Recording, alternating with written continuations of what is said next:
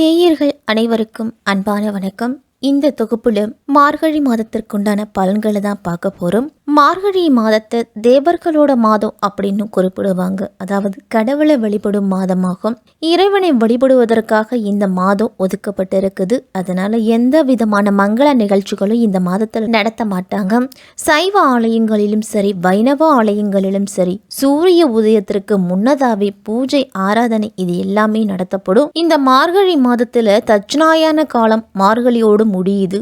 சூரியனுடைய தெற்கு இயக்கம் முடிவடையும் காலம் அப்படின்னு கூட சொல்லலாம். இந்த நேரத்தில் சூரியனோட கதிர்வீச்சு பல பிரச்சனைகளை தரக்கூடும். இந்த மார்கழி மாதம் இறைவனுக்கு உரிய மாதம் அப்படின்னு நம்ம சொன்னோம். ஆனால் மற்ற மாதங்களில் ஒரு நாளோ ஒரு கிழமையோ மட்டும்தான் இறைவனுக்கு உகந்ததாக இருக்கும். ஆனால் மார்கழியில் மட்டும்தான் அந்த மாதம் முழுவதுமே இறைவனுக்கு உகந்ததாக போற்றப்படுது. இந்த மார்கழி மாதம் 1ஆம் தேதி முதல் 29ஆம் தேதி வரைக்கும் இருக்குது. 17/12/2023 முதல் 14/1/2024 வரையிலையும் இந்த மார்கழி மாதம் இருக்குது. சூரிய பகவான் தனுசு ராசியில பயணம் செய்கிறாரு. தனுசு ராசிக்கு அதிபதி குரு பகவான். குரு பகவான் வீட்டுல சூரியன் செவ்வாயோட கூட்டணி சேரும்போது மேஷம் முதல் மீனம் வரை இருக்கக்கூடிய 12 ராசிக்காரர்களுக்கும் எப்படிப்பட்ட பலன்கள் எல்லாம் கிடைக்கும் அப்படின்னு விரிவாவே பார்க்கலாம். இந்த மார்கழி மாதத்துல கிரகங்களோட நிலைகள்லாம் எப்படி இருக்கு அப்படின்னு முதல்ல பார்த்துடுவோம். சூரியன் தனுசு ராசியில இருக்கிறாரு. செவ்வாய் விருச்சிக ராசியில மார்கழி மாதம் 11ஆம் தேதி வரைக்கும் இருக்கிறாரு. அதன் பிறகு தனுசு ராசிக்கு போறாரு. புதன் விருச்சிக ராசியில இருக்கிறாரு 23ஆம் தேதி வரைக்கும். அதன் பிறகு தனுசு ராசிக்கு போறாரு. சுக்கிரன் துலாம் ராசியில இருக்கிறாரு 9ஆம் தேதி வரையிலும். அதன் பிறகு விருச்சிக ராசிக்கு போறாரு. குரு பகவான் மேஷ ராசியில 4ஆம் தேதி வரைக்கும் இருக்கிறாரு. அதன் பிறகு வக்ர நிவர்த்தி அடைகிறாரு. சனி பகவான் மகர ராசியில 4ஆம் தேதி வரைக்கும் இருக்கிறாரு. அதன் பிறகு கும்பராசிக்கு போறாரு. ராகு மீன ராசியிலையும், கேது கன்னி ராசியிலையும் பயணம் செய்கிறாங்க. இப்படிப்பட்ட சூழ்நிலையில தான் இந்த மார்கழி மாதம் பிறக்குது. தர்ம அதர்மங்களுக்கு ஏற்ப பலன் தரக்கூடிய சுக்கிரனை ராசி அதிபதியாக கொண்டவர்கள் தான் இந்த துலாம் ராசிக்காரர்கள். உங்கள் பக்கம் நியாயம் இருந்தாலும் உறவினர்களிடம் கோபத்தை காட்டி உறவுகளை சிதைத்து விட வேண்டாம். உங்களுடைய ராசி அதிபதி மற்றும் ஆயுள் ஸ்தானத்துக்கு அதிபதியான சுக்கிரன் இந்த மாதம் 9ஆம் தேதி குடும்பஸ்தானத்துக்கு போறாரு. அதனால புதிய நபர்களோட அறிமுகம் அப்படிங்கிறது கிடைக்கும் உங்களுக்கு. அவர்களின் மூலமா அதிக நன்மைகள்லாம் உண்டு. எதிர்பாலினத்தவரிடம் பழகும் போதுல சற்று கவனத்தோடு இருக்கணும். இல்லத்திற்கு தேவையான ஆடம்பரமான பொருள்கள் எல்லாத்தையும் வாங்கும் நிலை உருவாகும் உங்களுக்கு. புதிய பதவிகள் கிடைக்கிறதோடு சமுதாயத்தில் மதிப்பும் மரியாதையும் உயரும். உதவி அப்படின்னு உங்களை தேடி வர்றவங்களுக்கு உங்களால் முடிஞ்ச உதவிகளை செய்வீங்க. அதன் மூலமா உங்களுக்கு மரியாதை அப்படிங்கிறது ஏற்படும். அரசாங்கத்தின் மூலம் கிடைக்க வேண்டிய பணிகள் கூட கிடைக்கும் உங்களுக்கு. உங்களுடைய வாக்கு வன்மையால் எடுத்த காரியத்தை சிறப்பாக செய்து முடிப்பீங்க. உங்க ராசிநாதன் சுக்கிரன் உங்க ராசியிலேயே சஞ்சரிக்கிறாரு. அவரை மேஷத்துல உள்ள குரு பகவான் பார்க்கறாரு. அதனால குரு சுக்கிர பார்வை விளைவா திட்டமிடாத காரியங்கள்ல கூட உங்களுக்கு வெற்றி அப்படிங்கிறது கிடைக்கும். விலகி சென்ற உறவினர்கள்லாம் மீண்டும் சேருவாங்க. தொழிலில் வளர்ச்சியும் லாபமும் கூடுதலாக கிடைக்கும். அர்த்தாஷ்டம சனியும் துலாம் ராசிக்காரர்களுக்கெல்லாம் விலக போகுது. அதனால பல வழிகளிலும் நன்மைகள் அப்படிங்கிறது கிடைக்கும். வங்கி கணக்குல உங்களுடைய சேமிப்பு அப்படிங்கிறது உயரும். கூடிய விரைவில் ஒரு நல்ல செய்தி கிடைப்பதற்கான வாய்ப்பும் இருக்குது. வெளியூர் பயணங்கள் மூலியமா வெளியூர் பயணங்கள்லாம் உங்களுக்கு நல்ல பலனை கொடுக்கும். வியாபாரத்தில் அடுத்த கட்ட நடவடிக்கைகள் அடுத்த கட்டத்தை நோக்கி முன்னேறி சொல்லுவீங்க. பொது காரியங்களில் ஈடுபட்டு இருக்கிறவங்களுக்கெல்லாம் பொதுமக்கள் மத்தியில் உங்களுடைய மரியாதை அப்படிங்கிறது உயர்ந்து கொண்டே இருக்கும். நீண்ட காலமாக விற்பனையாகாமல் இருந்த இடத்தை விற்று நிம்மதி அடைவீங்க. சகோதரர்களுக்கும் சகோதரிகளுக்கும் தேவையான உதவிகளை செய்து உங்களுடைய உறவை மேம்படுத்திக் கொள்ளுவீங்க. மகர ராசியில சஞ்சரித்துட்டு வந்த சனி பகவான் மார்கழி மாதம் 4ஆம் தேதி கும்பராசிக்கு பயிற்சி ஆகிறாரு. இந்த சனி பயிற்சியின் விளைவா அர்த்தாஷ்டம சனி விலகுது. இதிலிருந்து உங்களுக்கு தடைகள் அப்படிங்கிறது அகழுது.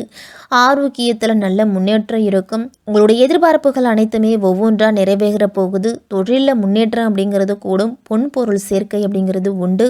உத்தியோகத்துல புதிய திருப்பங்கள்லாம் ஏற்படும். சக பணியாளர்களுக்கு வெளிநாட்டு யோகம் அப்படிங்கிறது இனிமேல் உண்டு உங்களுக்கு. மார்கழி மாதம் 9ஆம் தேதி விருச்சிக ராசிக்கு சுக்கிரன் போறாரு. உங்க ராசிக்கு அதிபதியான சுக்கிரன் தனஸ்தானத்துல சஞ்சரிக்கும் போது பொருளாதார நிலையும் இருக்கும். குடும்பத்துல ஒற்றுமை அப்படிங்கிறது பலப்படும். தங்கம், வெள்ளி, ஆடை ஆபரணங்களோட சேர்க்கையெல்லாம் உண்டு. பெண் பிள்ளைகளோட சுப சடங்குகள்லாம் நடக்கும். மார்கழி மாதம் 11ஆம் தேதி செவ்வாய் பேச்சியாகி போறாரு. உங்க ராசிக்கு 2ஆம் இடத்திற்கு அதிபதியான செவ்வாய் சகாயஸ்தானத்துல சஞ்சரிக்கும் பொழுது இடம் பூமி வாங்கக்கூடிய யோகம்லாம் இருக்குது. மனதில் துணிச்சலும் தன்னம்பிக்கையும் ஏற்படும். காரிய அனுகூலம் அப்படிங்கிறது உண்டு. பொருள் சேர்க்கையெல்லாம் ஏற்படும். உங்களுக்கு பூமி தொடர்பான பிரச்சனைகளுக்கு நல்ல முடிவு கொடுக்கும். சகோதரருடன் ஏற்பட்ட மன வருத்தங்கள்லாம் நீங்கி சுமூகமான உறவு நிலை இருக்கும். நீண்ட தூரத்திலிருந்து வரக்கூடிய தகவல்லாம் உங்களுக்கு பயன் தரக்கூடியதாய் உண்டு. உங்கள் ராசிக்கு பாக்கியம் மற்றும் விரயஸ்தானத்திற்கு அதிபதியான புதன் 23ஆம் தேதி தைரிய விரிய சகாயஸ்தானத்துக்கு போறாரு. அதனால எதிலும் கூடுதல் கவனத்தோடு இருக்கணும். கௌரவ குறைவு ஏற்படலாம் அப்படிங்கிறதால அடுத்தவர்கள் விவகாரங்களை தலையிடுவது, ஆலோசனை கூறுவது இதை எல்லாத்தையும் தவிர்த்துக்கணும். வீண் பகையெல்லாம் ஏற்படும் அப்படிங்கிறதால யாரிடம் பேசும்பொழுதும் கவனமாக பேசணும். பயணங்கள் போது உங்களுடைய உடைமைகளை கவனமாக பாதுகாத்து வச்சுக்குங்க. வழக்கத்தை விட கூடுதலான பணி காரணமாக அலைச்சல் இருக்கும் உத்தியோகத்திலலாம். மார்கழி மாதம் 4ஆம் தேதி குரு பகவான் வந்து வக்ர நிவர்த்தி ஆகிறாரு.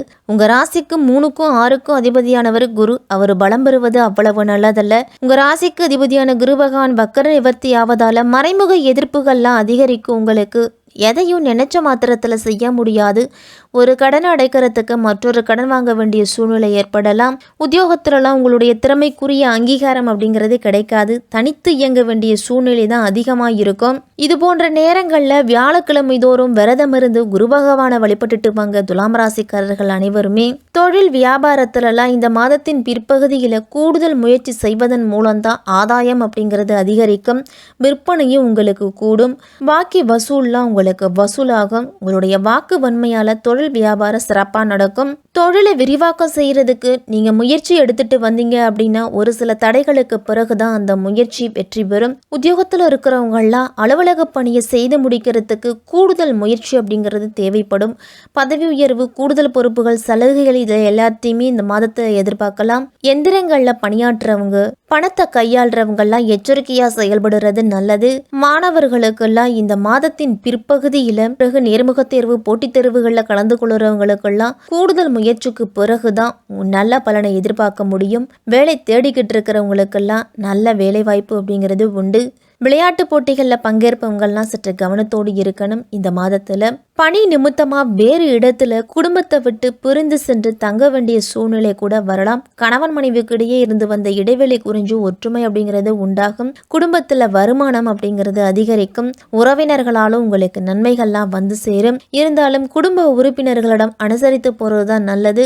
பயணங்கள் செய்யும் பொழுது மட்டும் சற்று கூடுதல் கவனத்தோடு இருக்கணும். வெள்ளிக்கிழமை தோறும் துலாம் ராசிக்காரர்கள் அனைவருமே பசுமாட்டிற்கு அகத்துக்கீரை, வாழைப்பழம் கொடுத்து வழிபட்டுட்டு வாங்க. உங்களுக்கு பொன் பொருள் சேர்க்கை அப்படிங்கிறது அதிகமாகவே கிடைக்கும். பிரதோஷ நாளில் நந்தி பகவானையும் சிவபகவானையும் உமையவளையும் வழிபட்டுட்டு வந்தீங்க அப்படின்னா உங்களுடைய முயற்சிகளுக்கு வெற்றி அப்படிங்கிறது கிடைக்கும். உங்களால் முடிஞ்ச உதவிகளை உங்களை தேடி வர்றவங்களுக்கு செய்யுங்க. அதே மாதிரி இல்லத்து பூஜை அறையில் இந்த மார்கழி மாதம் முழுவதுமே உங்களுடைய குலதெய்வத்தை நினைத்து விளக்கேத்திட்டு அன்றாட பணிகளை தொடங்குங்க. துலாம் ராசிக்காரர்களுக்கு சிறப்பாகவே இருக்கும் இந்த மார்கழி மாதம்.